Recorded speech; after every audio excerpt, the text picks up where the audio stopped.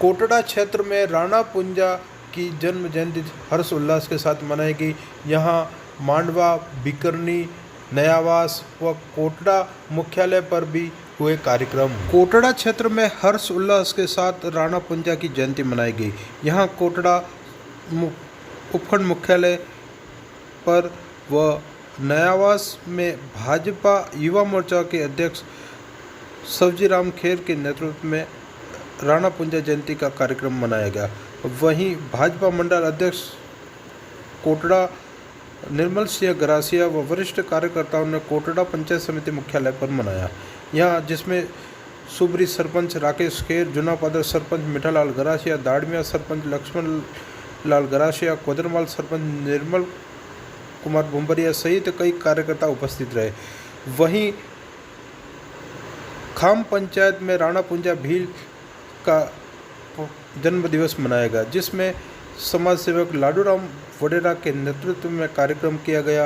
राणा पुंजा भील का जन्म मेहरपुर में दूधा सोलंकी के घर पर हुआ था। माता का नाम केहरी बाई था।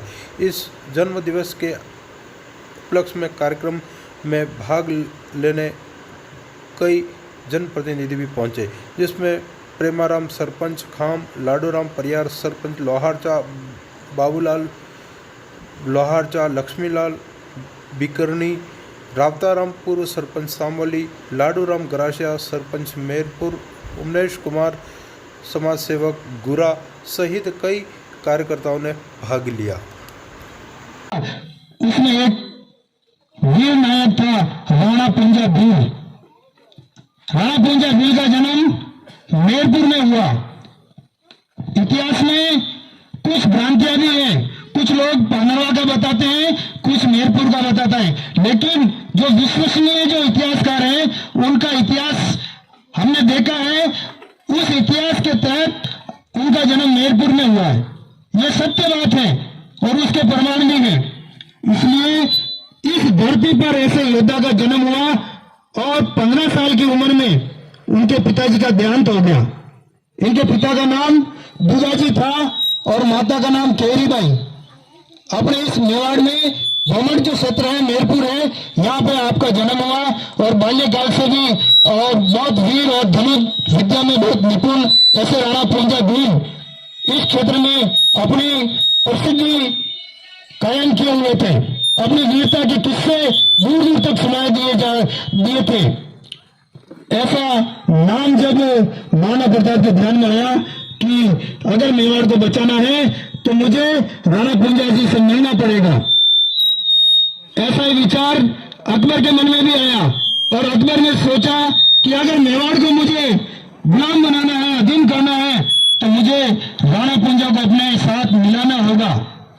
ऐसा सोचकर अकबर ने अपने सेनापति बहराम खां को भेजा, जाओ आप राणा पुंजा से मिलिए और उनको समझाओ कि आप मेरे साथ आके मिलो और जो आपको इच्छा है वो आपको धन दौलत जो आपको चाहिए पद वगैरह सब मैं दूंगा, लेकिन आप मेरा साथ दीजिए।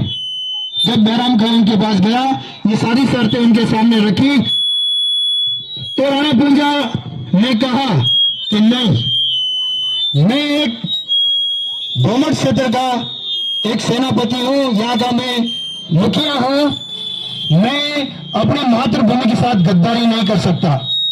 मैं बाहर से आए आतंककारी और आक्रमणकारी का साथ में नहीं दे सकता और उनको साथ देकर मैं अपनी मातृभूमि और अपने इस धर्म संस्कृति को खतरे में नहीं डाल सकता। माफ करिए, मुझे धन दौलत की कोई आवश्यकता नहीं है, मुझे धन नहीं चाहिए। वो चाहते तो उस समय धन दौलत भी ले सकते थे और बहुत बड़ा राज्य ले सकते थे, बहुत बड़ा पद ले सकते थे, लेकिन अगर वो ऐसे गद्दारी करते तो आज उनको हम यहाँ याद नहीं करते। ऐसा उन्होंने सोचा अपनी मातृभूमि के लिए, अपने क्षेत्र के लिए, अपनी जनता के लिए। बहनें भी पधारी है, इन सबको मेरी ओर से हार्दिक अभिनंदन। आज 5 अक्टूबर को राणा पुंजा भील का जन्मदिन मनाने के लिए शुरुआत 5 हो 50 हो अच्छी बात है। जिन्होंने शुरुआत की उनके मन में जो विचार आया जिन्होंने जो मेहनत करी, हमारे भाई साहब लाडू राम जी और उन भाई साहब का अलके जी, आपको भी बहुत बहुत धन्यवाद। आज अपने राणा पुंजा भील उदयपुर राजस्थान में जो समझदार लोग हैं उस एरिया में राणा पुंजा जयंती कार्यक्रम मनाते हैं। जहां जन्म स्थान है वहां के लिए आज तक किसी ने विचार नहीं किया था, और कई वर्षों के बाद में 3 साल पहले भी पांडरवा में भी शुरुआत किया है कार्यक्रम। और मेरी भी इच्छा थी कि राणा पुंजा भील का जन्म स्थान मेरपुर हमारे दूधाभाई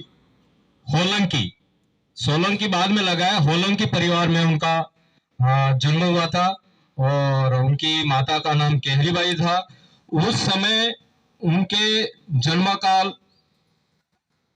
उनकी आयु 15 साल की ही में उनके पिताजी दूधाभाई का स्वर्गवास हो गया था।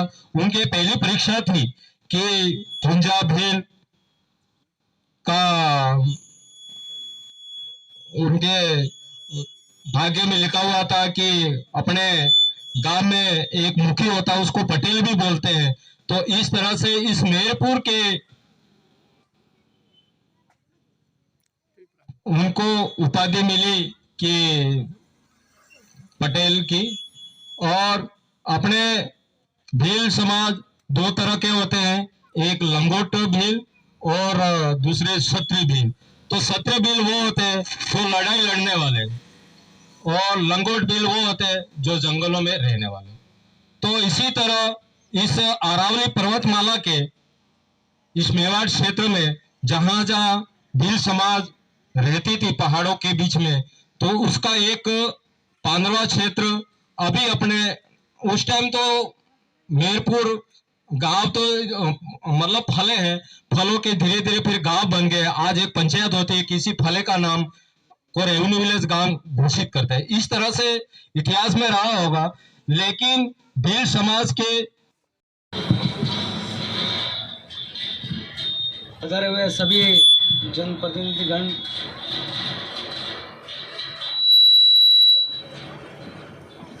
भीलराणा के सभी समाज के पधारे हुए कार्य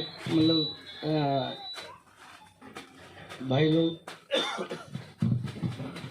कि मैं भी इतना टाइम हुआ उसके बाद में, इतनी उम्र के बाद में ये पता नहीं कि मेरपुर का विशेष तौर से मैंने गौर से कभी पढ़ा ही नहीं। बोलो सबसे बड़ी बात, अब अलकेश भाई और लाडू राम जी घर पे आए और पंपलेट बताया और क्या वो कार्यक्रम अपने हम रखो मेरपुर रखो, और रखना जरूर है।